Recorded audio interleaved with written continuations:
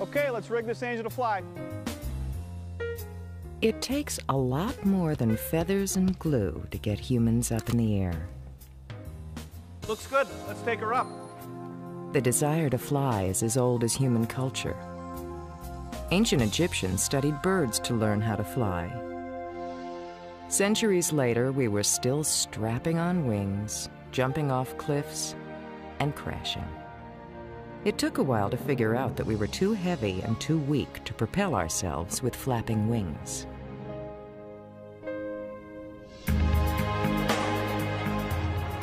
But in this century, our dreams of flight have become a reality.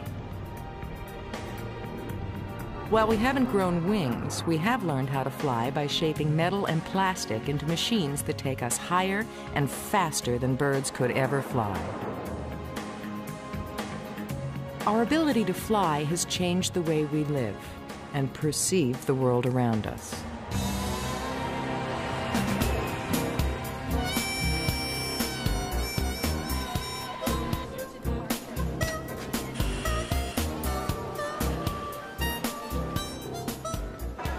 In this life we live, we are always in a hurry. I couldn't do business without flying. It actually makes me physically ill to fly, but I'll risk it because you can't drive there. Flying always means vacation. I'm leaving on a safari to Eastern Africa. I'm a big fan of peanuts. Once you get into a plane, it's like getting into a time traveling. It's a tube. So speed is a thing. But even frequent flyers packed into the belly of a 400-ton metal bird don't really understand how it works. Rear propulsion and some airlifts and... I'm pre-med, so you'd think that after all the physics classes I would know something, but I know it has to do with the wing design. The gust of air shooting up, I guess. The wind, I think, or coming down. I'm not sure which way. I would just assume random air currents. I really don't know. I think the plane goes fast enough to get enough air through the engine. Propellers make it go up and down. Jet. I can't remember. The wing is fatter at the front and then it streamlines out. The air lifts it. Okay, air's always important. It's pretty impressive that it all works. Every time I get up there, I think, how in the world is this happening? He's not the only one. But the secret of flight can be broken down into 4 principles: thrust, lift, weight, and drag. First, we need a forward motion, and that requires thrust. This allows an upward force called lift to get us up in the air and to keep us up there. Overcoming the force of gravity, or weight, and the resistance of the air, a force called drag. To understand these principles, you need to understand the substance we fly in: air. Birds, balloons, and fighter jets all fly in the sea of air we call our atmosphere. Gravity holds the atmosphere to the Earth, the same way it holds you to the ground. Since we live in it and can't see it, it's easy to forget that air has weight and substance, and that it flows and has pressure, just like water does. If you happen to be at sea level, you're carrying around about the weight of a compact car on your shoulders. You don't feel it because you're supported by equal air pressure on all sides. And if you dive to the bottom of the swimming pool, you can feel the pressure increase. Well, it's the same with air. Pressure increases at the bottom because there's more stuff on top. But the light bulb really goes on once you understand how the air and a wing work together. But then there's a moment that it all comes together, and I think prior to that moment, where you're putting the aspects of flying together, seems the hardest on you at that time. Because you understand this and you understand that, and but then how do they correlate?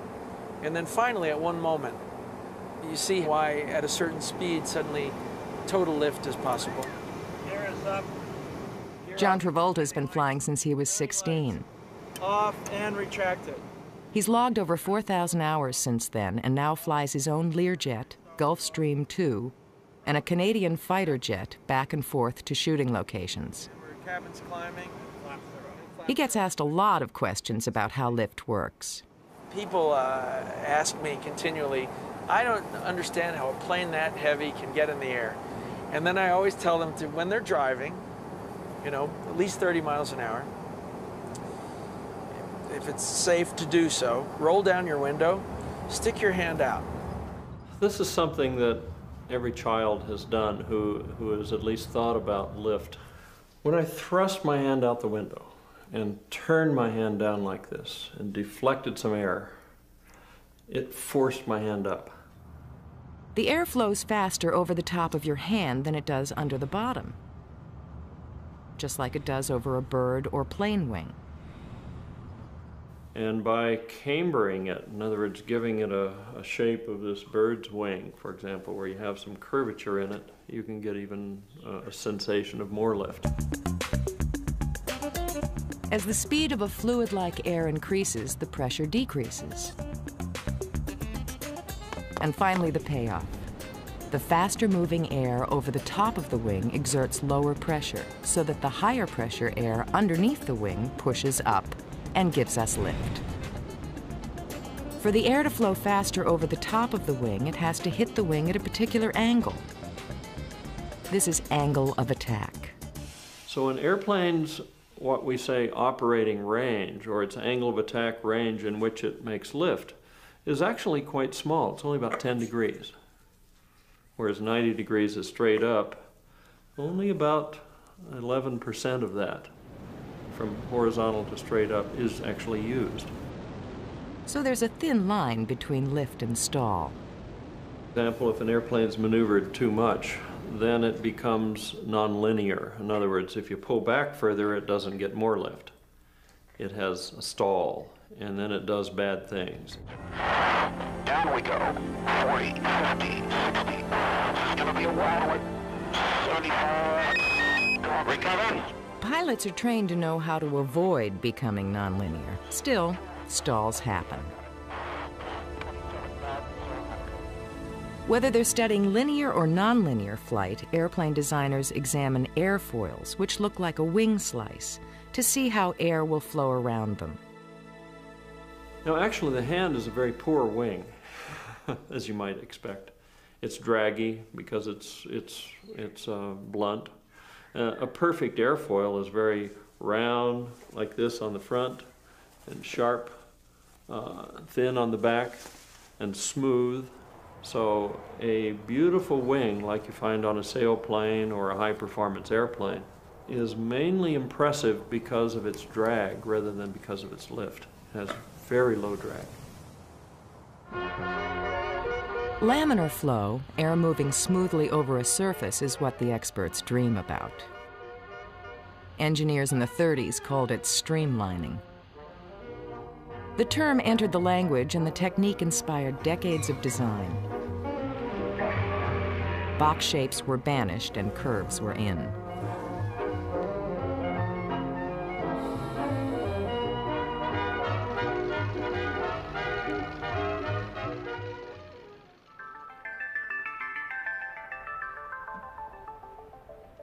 One of America's preeminent streamliners is Burt Rutan. In stark contrast to the pyramid he lives in, he conjures up planes with curved, flowing lines.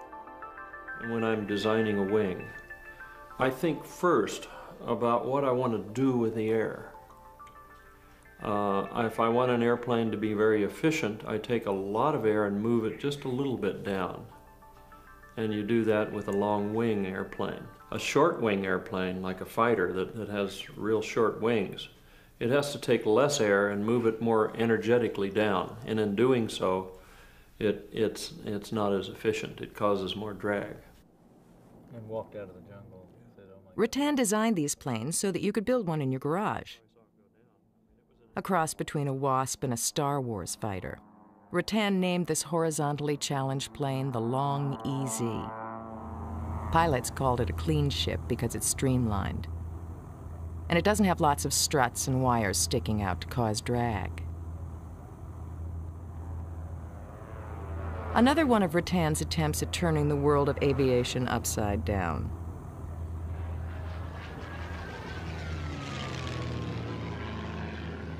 Some people actually enjoy this kind of thing. I like to take off, roll inverted, and fly out to my practice area. It gives me a much better view of everything anyway. And I like to be upside down. It stretches my back out and feels good. As long as the angle of attack is right, it doesn't matter which surface of the wing is facing up.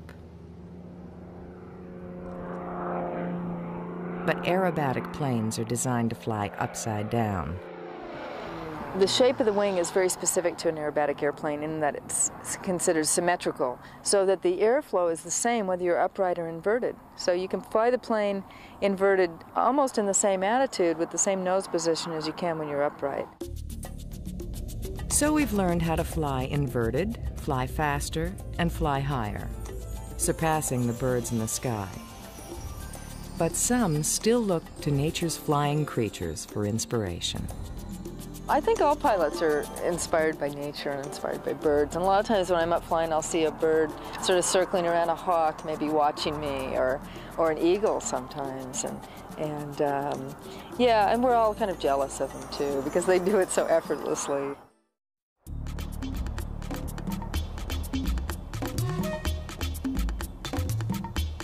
If you had a cloud's eye view, this is what you would see. Birds capable of reaching speeds over 100 miles an hour. Others navigating halfway around the globe. Soaring effortlessly on the wind for hours. And performing aerobatic maneuvers that would make a fighter pilot's head spin. They have enormous flexibility. They can put their wings forward or aft or up or down or change. In fact, every feather on a bird may have 10,000 feathers, and every feather is a control surface.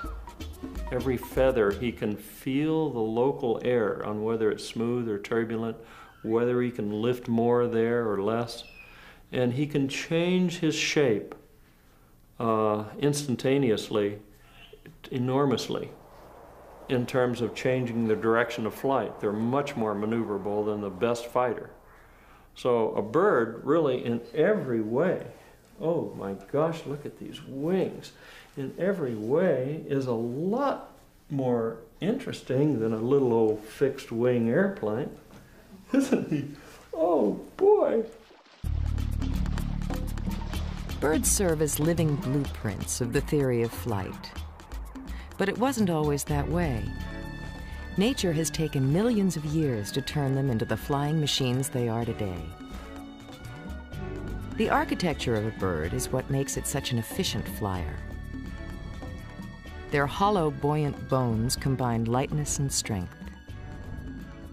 Powerful breast muscles drive the stroke of the wing, and these wings do it all, thrusting them forward and creating lift. Thrust comes from the primary feathers at the wing tips, which act almost like propellers. The tips twist up at an angle to the rest of the wing. They bite into the air like the blades of a propeller, pulling the bird forward. At the same time, the rest of the wing provides the lifting surface to stay aloft. But the pioneers of flight were victims of a common misconception: that birds swim across the sky, propelled by a backward and downward wing stroke.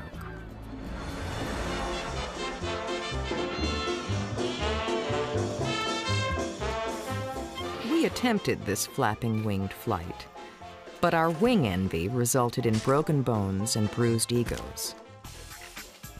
The human body is not designed to fly, but if we were to go back to the drawing board and make some changes, it would take more than just a set of wings.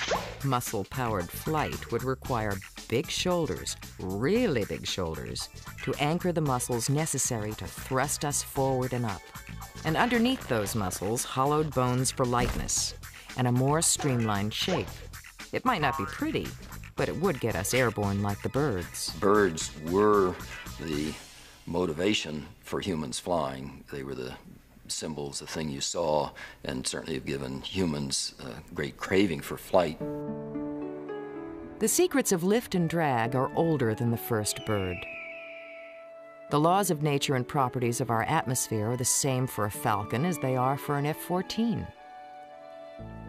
But the lift and thrust combined in nature's design had to be separated in order for humans to fly.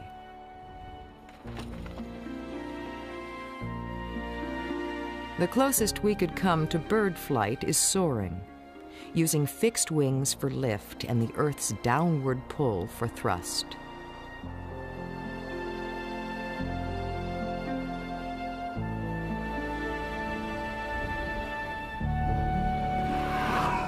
Without gravity, you couldn't glide.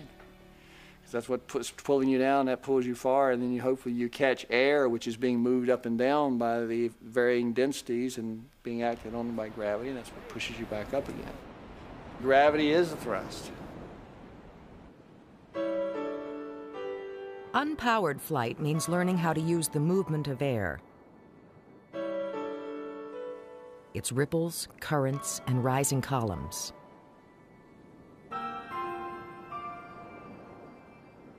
You watch birds in flight, that if they're spiraling up, there's a thermal layer, you go over and join the bird. Sometimes the bird will see you spiraling up and it'll come and join you.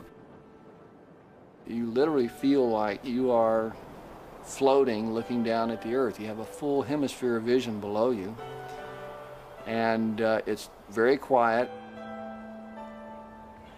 There's also just that magic moment when you fling yourself off a cliff and don't die. It's sort of like death and resurrection. And then you land after a flight and you're still alive. It's quite a feeling, it really is.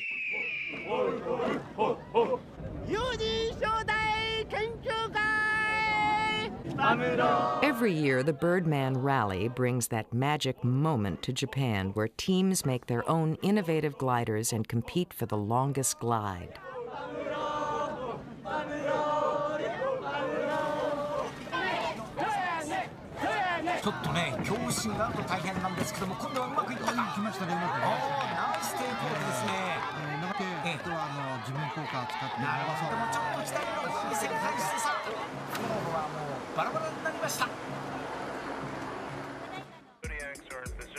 But gliding still isn't enough. We continue to be obsessed with muscle-powered flight. About 20 years ago, Paul McCrady designed a human-powered plane, the Gossamer Albatross. Powered only by the pilot's pedaling, the Albatross flew 22 miles across the English Channel. Well, everybody somehow wishes they could do human-powered flight. It's an instinct that maybe all humans share one way or another. The energy needed to drive the propeller and move the Albatross forward was almost more than the pilot could manage. And despite his physical conditioning, he barely made it. The problem is, humans just aren't strong enough.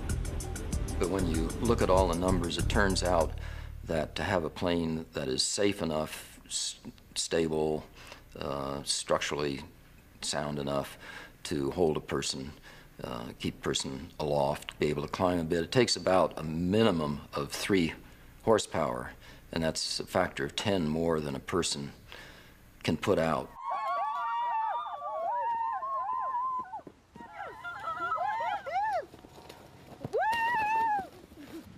So we've come to rely on machines to give us the power to thrust ourselves forward. The rubber band on a toy plane acts as an engine does, providing the energy to move the propellers. Propellers are like a spinning wing. Like a wing, they produce lift, but in a forward direction.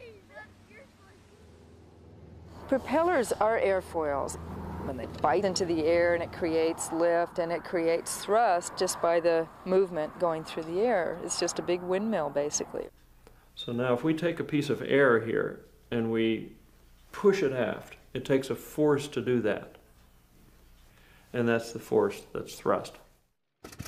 Propellers and piston engines have been pushing and pulling planes across the sky for 90 years. Where I can remember one day looking up and know probably the same airplane route that a propeller plane was on was now a jet. And that was captivating. That as a child I was watching technology change in front of my eyes.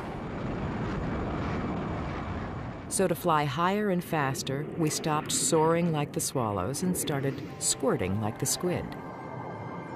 Creatures like octopus, squid, and jellyfish all work on the same principle as a jet engine: action and reaction. So the fuel goes into the engine, it's converted into work by speeding up the air, increasing its energy as it goes out the back. And that difference then provides a thrust. John Travolta's Gulfstream II has 2 Rolls-Royce jet engines, each producing almost 12,000 pounds of thrust. This is an overpowered aircraft. A plane 30,000 pounds heavier than this plane is run by the same engines. The British aircraft 111, which is an airliner. So you have that level of excess of power. I like overpowered airplanes. They thrill me because in an emergency you have more than you need, and it gives you a sense of well-being at a certain level. For some pilots, it's more than a sense of well-being. Speed is life. The faster that you end up going, there's a lot of things it does for you. One, it gets you through a threat area quicker, and 2, it doesn't allow missiles to track you. Roger that. If somebody's shooting at you, you try to go a little bit faster. Or if you're trying to catch somebody, you try to go a little bit faster. An afterburner is simply a way to get a short what they call dash speed, so that you can get into or out of trouble just as rapidly as possible. Well, an afterburner is really pretty simple. You take an extra piece of pipe and you put it on the back of the airplane, and you dump fuel into it. The fuel ignites and goes zooming out the back. And you get a lot of power for that, but it also costs you a lot of fuel. What you're trying to do is you're getting enough thrust going out the backside that it equals the amount of weight that you're carrying. So that's when you start hearing ratios where you hear a 1-to-1 ratio is what you'd like to have from a fighter. Well, the F-18 has about a 1.1-to-1 thrust-to-weight ratio. With that much thrust, a pilot can stand on his tail and for a moment forget about gravity. But just for a moment.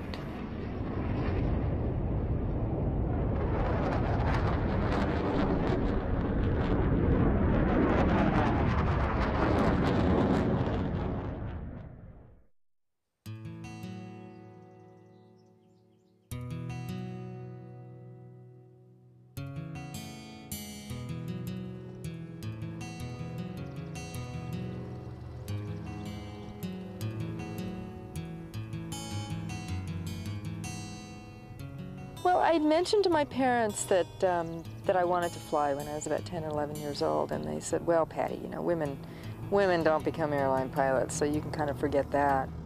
I was brought up around it, and I remember going out and seeing my dad when I was 4 or 5 years old at the airport, and he'd pull me up into his big airplane and sit me down, and we'd go taxiing around.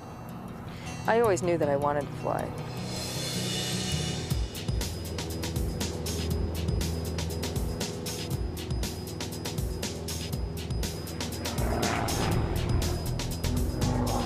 I might have 25 maneuvers, doing anything from vertical maneuvers where I'd let the plane slide backwards through its smoke, and that always gets a good reaction from the crowd. Or maybe a torque roll where the plane is rolling going vertical and then sliding backwards through the smoke going vertical straight down. We like to do tumbling maneuvers where the plane's tumbling end over end, and people think the plane's just totally, and it is out of control, so they're right.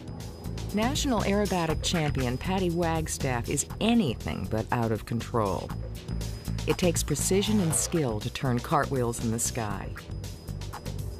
The ability to keep these maneuvers under control is essential to flight. Control surfaces are the movable parts of the wings and tail that allow the pilot to deflect the passing airflow and pivot the plane in the desired direction.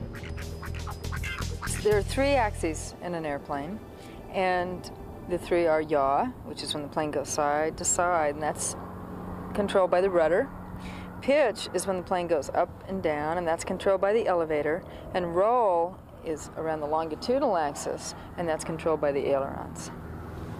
When you roll the airplane, you're rolling the airplane around the longitudinal axis. So if you take a string and you put it right down the middle of the airplane, and then you move the ailerons, and you move the wing, you're going to roll the plane around that string.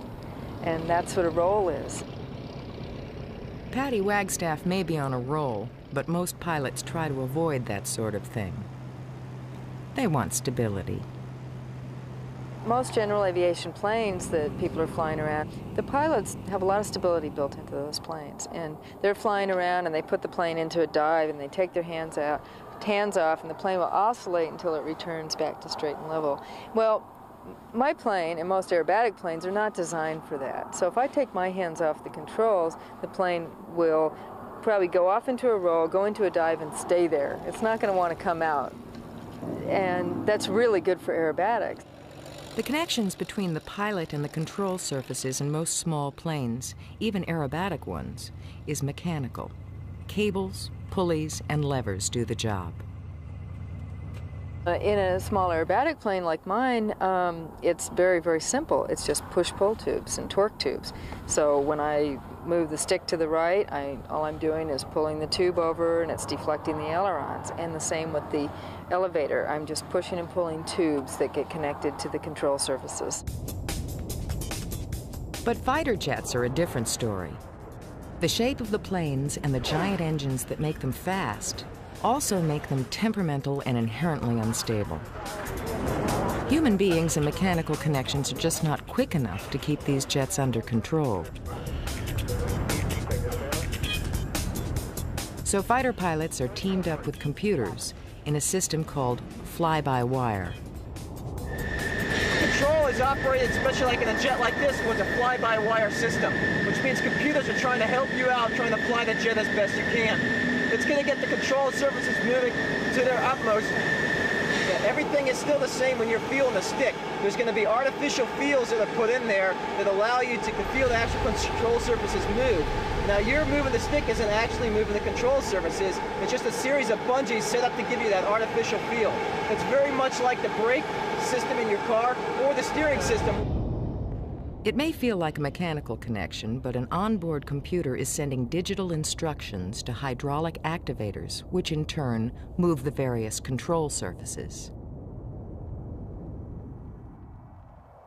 Or you can fly the computer without the plane. Flight simulators have been bestsellers since the coming of the home computer. This one is modeled after the control system of an F-18 jet, but it only hints at the complexity a fighter pilot faces.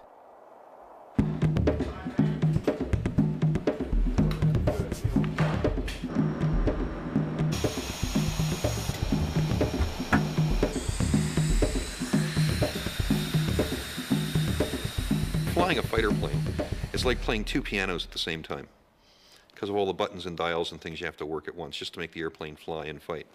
And it takes literally a year to do that, to learn how to fly the airplane and then how to fight the airplane.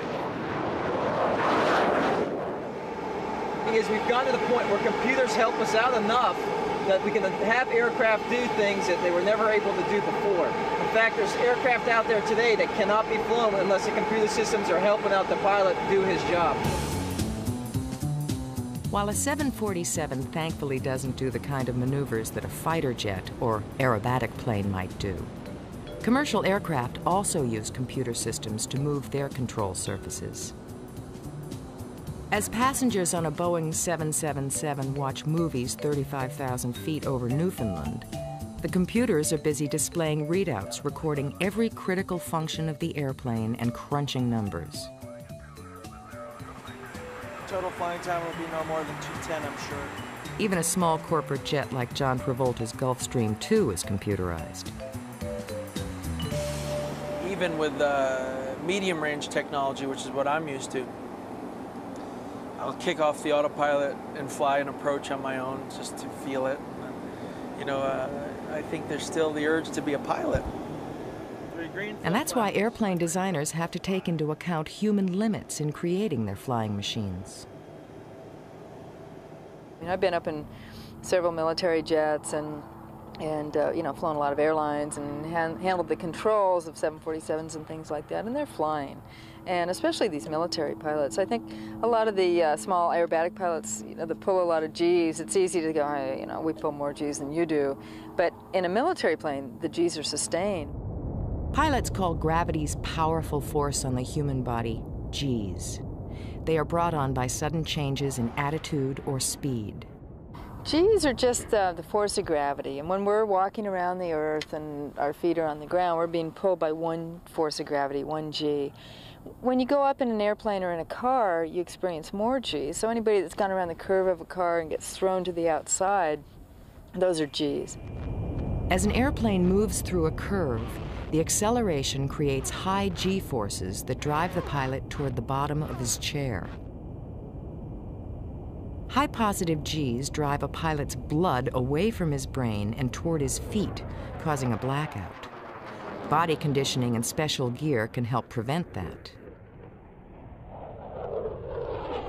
No matter how high-tech the plane or well-trained the pilot, things can go wrong. Well, there are a lot of things that can go wrong. The engine can quit. You can have an engine failure.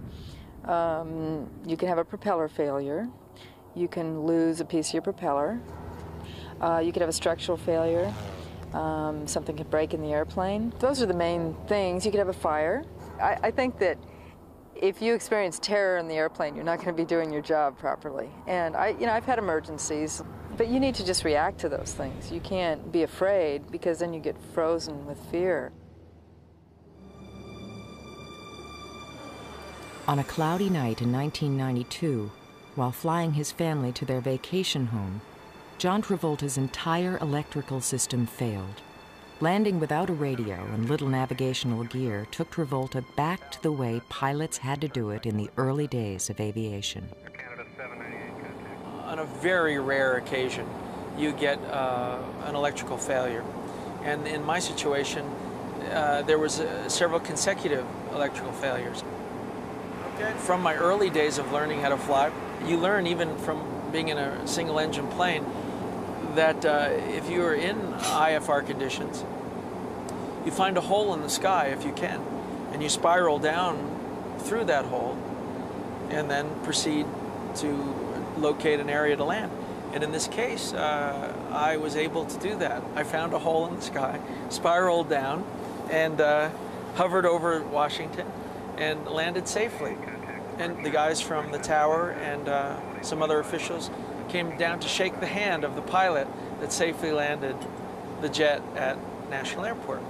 And then they found out it was me, and that was even more interesting. But I was very proud of that moment, because I felt that all the years I went to school, it paid off. And even my earliest training paid off, where you learn to fly a plane when you lose everything.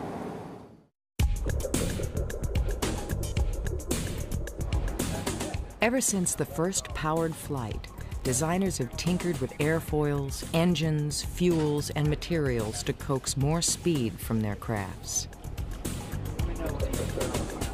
The problem lies not so much in reaching the speed of sound, somewhere around 760 miles an hour at sea level, but in overcoming the severe punishment an aircraft takes as it approaches that speed. Here's why. Much like the wake of water at the tip of a boat, a plane creates a wave of pressure ahead of it, no matter how slow or fast it flies.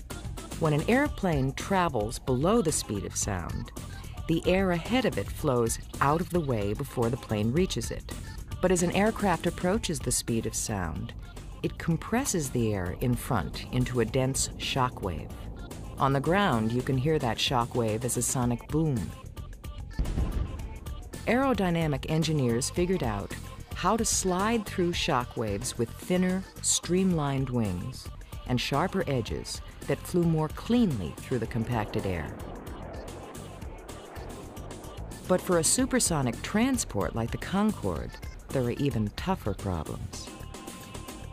While it takes passengers from New York to London in less than 3.5 hours, the Concorde is considered an economic and environmental failure. At low speed, its streamlined shape doesn't produce much lift, so getting airborne means enormously loud and powerful fuel-guzzling engines. It holds only 1/4 of the passengers and has half the range of a jumbo jet. Engineers are at work on a better alternative to the Concorde, a supersonic that will be more fuel efficient and much quieter. But most important, the next generation supersonic will be able to carry 3 times as many passengers.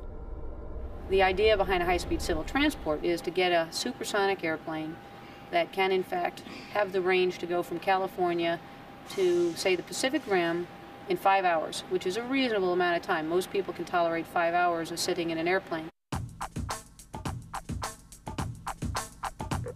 Engineer and pilot Marta Bon Meyer heads a team at the Aeronautics Division of NASA. They're working on better ways to reduce drag. And again, it's all about how air flows. You've seen commercials on TV, for example, of cars in wind tunnels, and they let smoke out in front of the car, and the smoke runs along the hood of the car, goes up to the cab of the car, and then it kind of billows out. Well, where it's running along the car, and it's staying down inside close to the car, it's in the laminar boundary layer itself, or the layer of air that's flowing along the car. The boundary layer is the thin layer of air that flows along the surface of an aircraft.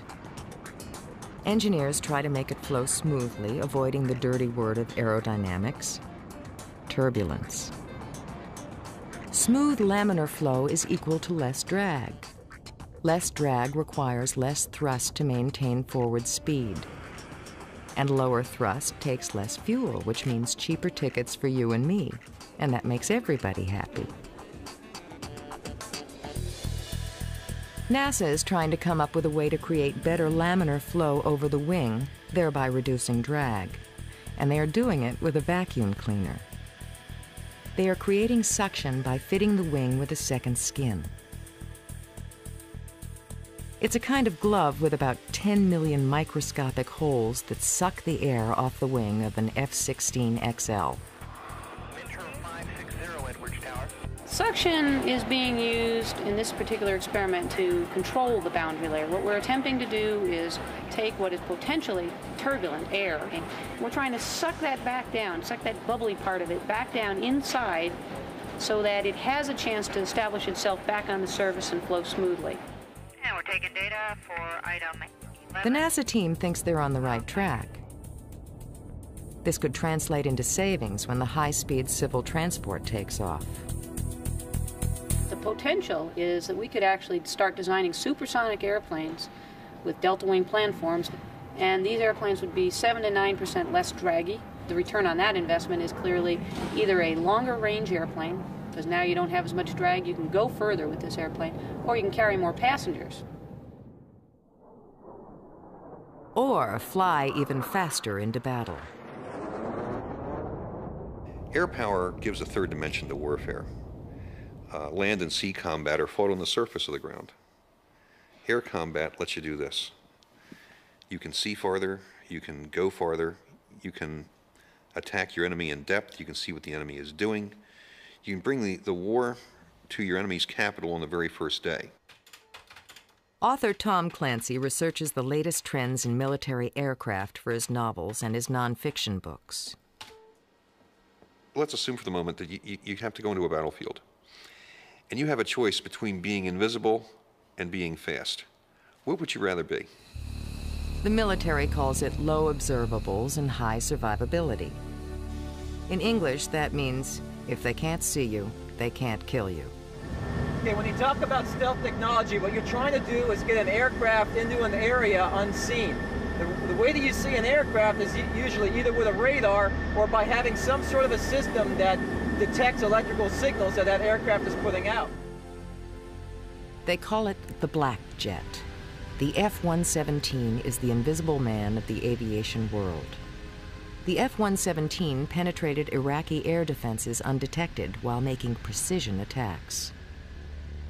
As you see, the airplane is made almost entirely out of flat surfaces. Now, radar is an electromagnetic wave of energy, and when it hits a surface, it bounces off. When it hits a flat surface, it pretty much all bounces off in one direction. Now, in the case of the 117, a wave of energy comes in from the transmitter over here, hits the aircraft, and then bounces in another direction, so nothing returns back to the transmitter. And this guy might as well not even be there.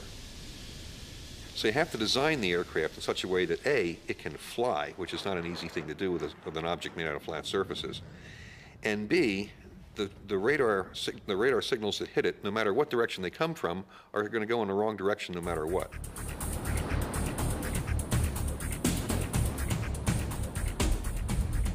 While the F-117 is all angles, the B-2 stealth bomber is a smooth batwing, but both can slip through enemy air with relative impunity. Stealth aircraft aren't really terribly fast or terribly maneuverable, but if they're invisible, it doesn't matter. The ability to take off and land vertically, keeping the maneuverability of a conventional airplane, has long been a desire for the military.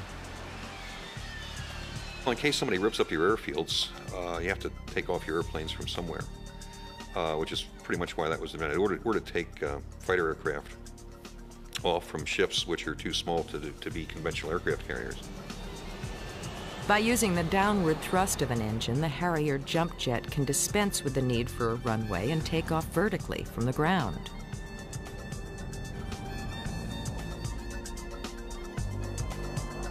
Once it's up in the air, the engine exhausts are swiveled backward, and the wings provide lift in the normal way.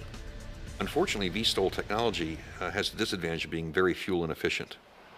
It burns up a lot of gas. It is nevertheless a very useful capability. You can deploy the airplanes right up with the troops instead of having to back them off to a runway that's 10,000 feet long. We would like to show you a picture of the Pentagon's hypersonic spy plane called the Aurora, but they say it doesn't exist. Yet, the rumors persist. There are probably two very unusual airplanes flying out of Groom Lake, which is a base the Air Force just admitted to exist, although it's been there for an awfully long time. And they're both very, very fast. And one of them's fighter size, and one of them's supposedly quite a bit larger. And beyond that, it's anybody's guess. But there is something, the Air Force, presumably the Air Force, has a couple of very exotic airplanes that they just don't want to talk about. Or, as one engineer put it, if I told you, I'd have to kill you.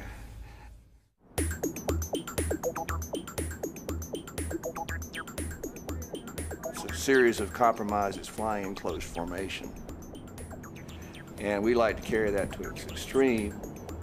It's just a big flying wing, and it's like almost like a bunch of airplanes, 6 airplanes, all flying in close formation. Although it has a wingspan longer than a Boeing 737, the Pathfinder weighs less than 500 pounds. It's big, but also light, a contradiction in engineering.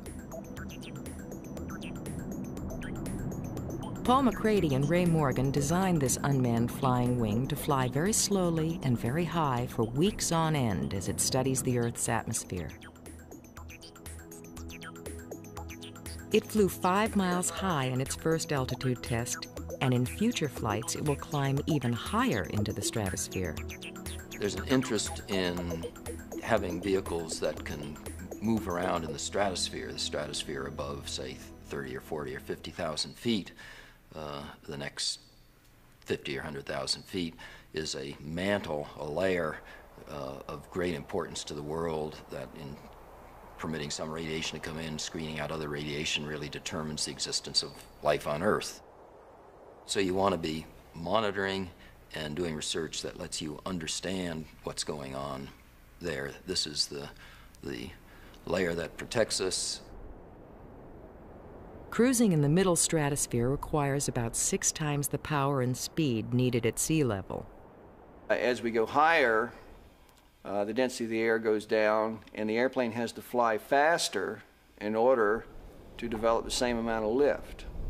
As we go higher and higher, it takes more and more power to fly. In an internal combustion powered airplane, this is a big penalty, and this limits the altitude they can fly to. The higher it goes, the less power it has. But the Pathfinder is different. It's powered by the sun. The more of the surface that I have that I can cover with solar cells, the more power I get, the less surface I have exposed to the air, the less drag I get, and the less structure I have, the less weight I have. it drives you towards something that looks like just a wing. And when the sun goes down, the Pathfinder will keep going and going and going, running on solar energy stored in its batteries.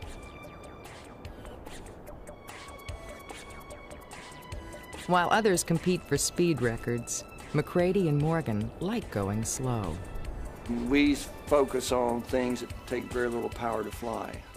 The solar plane, for instance, flies on the power generated by about 4 average-sized hair dryers. And we can fly to over 60,000, 70,000 feet on that amount of power. So flying slowly has an advantage, and it reduces the amount of power it takes to fly.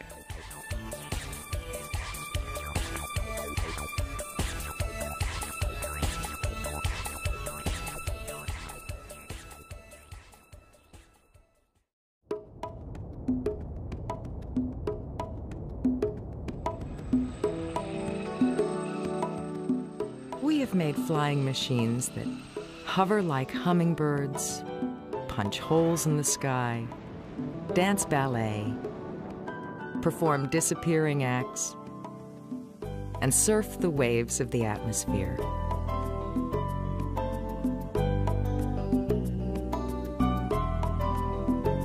For the pilots, the passion is being in the air, whether gliding at 30 miles per hour or slicing through the sky at 3 times the speed of sound. Flying is sort of something that gives you an infinite challenge and infinite freedom. It's a great feeling.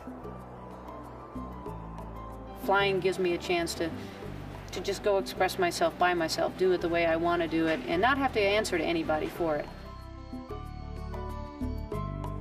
It's almost parallel to the feeling I have when I know a character in acting and it's on automatic pilot. I don't have to think about it anymore. I just am it.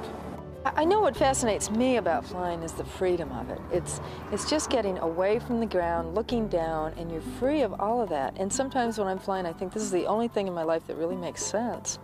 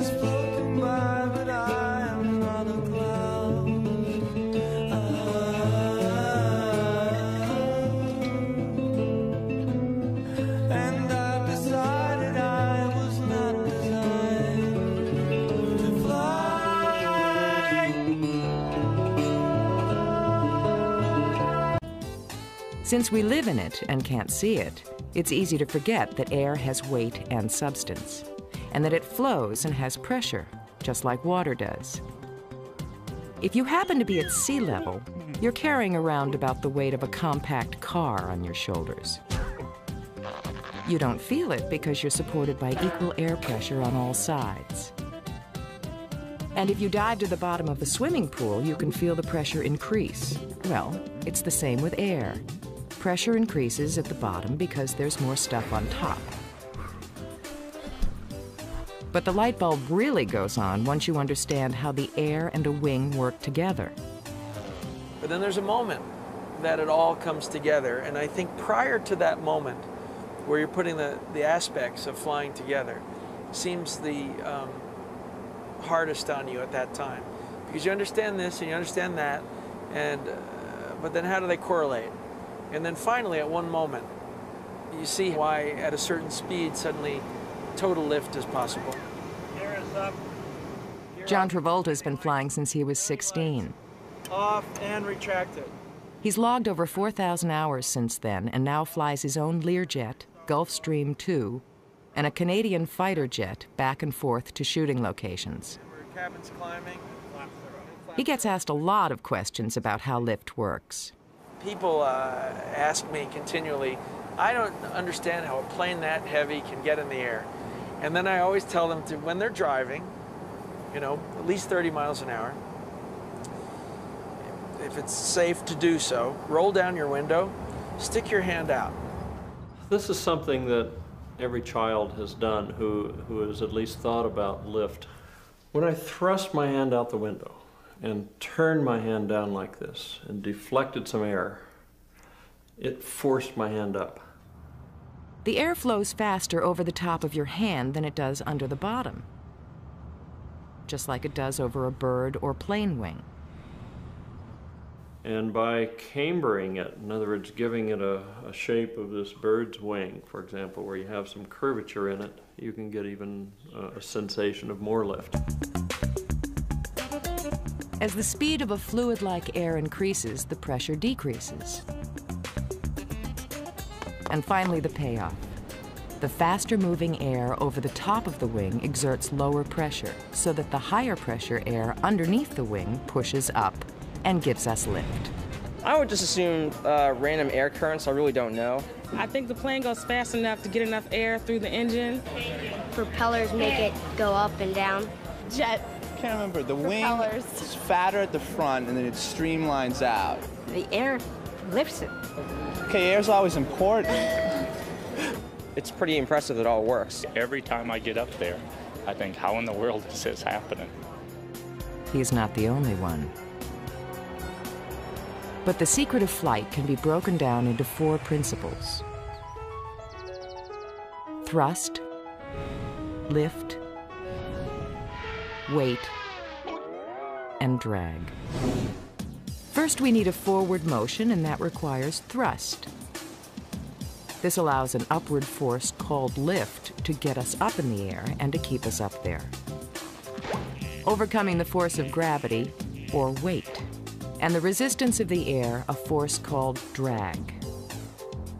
To understand these principles, you need to understand the substance we fly in: air. Birds, balloons, and fighter jets all fly in the sea of air we call our atmosphere. Gravity holds the atmosphere to the Earth, the same way it holds you to the ground, because higher and faster than birds could ever fly.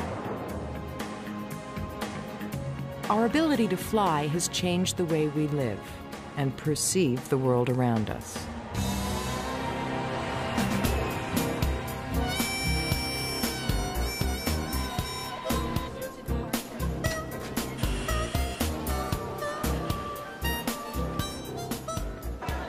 In this life we live, we are always in a hurry.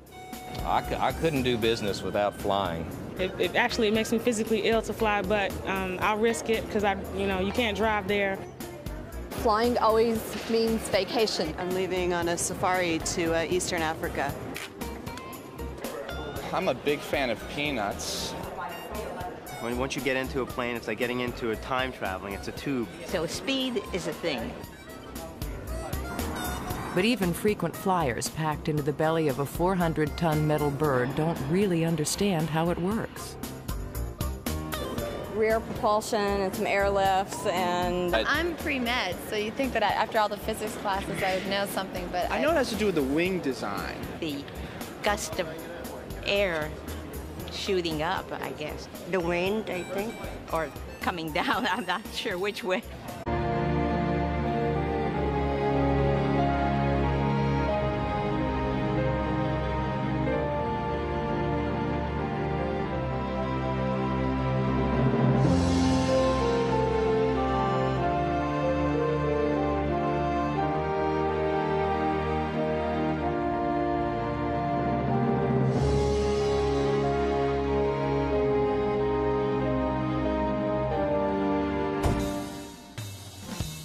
Okay, let's rig this angel to fly. It takes a lot more than feathers and glue to get humans up in the air. Looks good. Let's take her up. The desire to fly is as old as human culture. Ancient Egyptians studied birds to learn how to fly. Centuries later, we were still strapping on wings, jumping off cliffs, and crashing. It took a while to figure out that we were too heavy and too weak to propel ourselves with flapping wings.